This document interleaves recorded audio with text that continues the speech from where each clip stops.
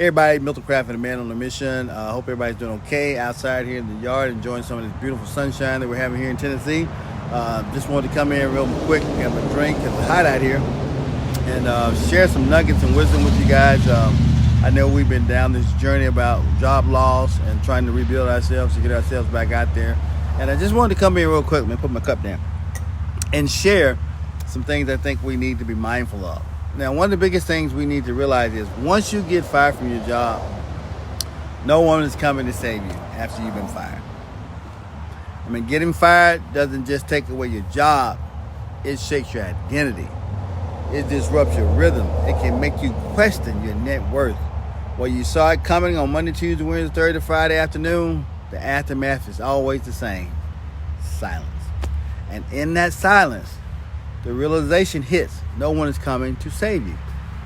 Not your old boss who you've been texting, emailing, trying to get a phone call back from.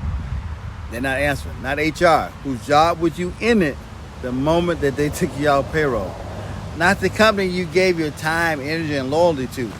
And definitely not the job market, which doesn't care how brilliant you are if you don't package and present it in the right way.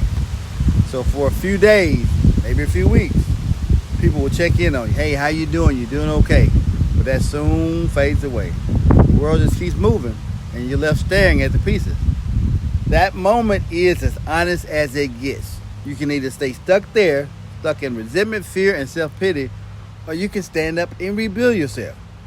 Here's the truth that nobody wants to tell you. First, you are the only one responsible for your recovery.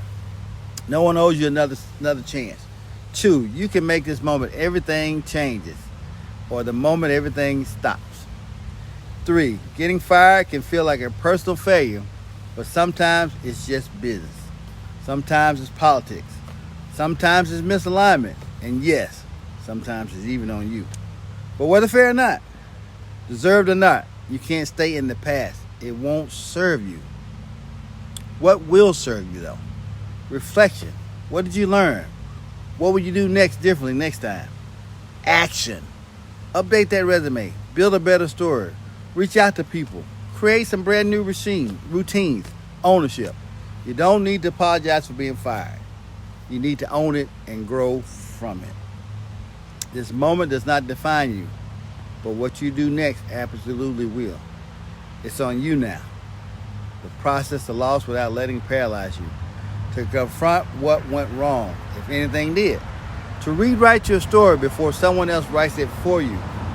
No one's handing you the next opportunity. You have to dig for it. Create it. Pitch it yourself again and again until somebody says yes. This might be the most honest and liberating point in your life, because once you stop waiting for rescue, you become very dangerous. You become clear, resourceful, relentless.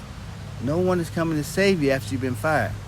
But maybe that's the best thing that could ever happen to you, because now it's finally all in your hand. So after all the weeks and days of all of this stuff that's went on from losing your job, the next thing you need to do is to begin changing your mindset. Changing your mindset involves shifting your thoughts, your beliefs, and your attitudes to create positive change in your life. And you have to do that. You have to take ownership for your behavior. You have to remember that you're the only one who's in control of you. So always be mindful of how you're responding and acting to things. That's so important. Surround yourself with positivity. Sometimes we need to change the people and the things that we allow into our lives and space. If you're around negative people, find some new positive people to hang around. If you're constantly looking at materials and things that promote negativity, find some materials that focus on positivity and creativity. Do it. And the most important thing to do about life is have gratitude. Be grateful and thankful for everything that you have. Think of people and moments or even things that bring you happiness. Hopefully, these are just a few tips that you can use to help you develop a more positive thinking mindset. So work on that mindset. So take some time to work on developing a positive mindset. Something that will help you stay focused to achieve the goals that you want to achieve. And I promise you, things will get better. Life will look better. You will be able to look up and smile and be happy and say, look, I'm so happy that I'm on this journey. So thanks again for stopping by. Milton Craft, Man on a Mission. Look forward to talking to you soon.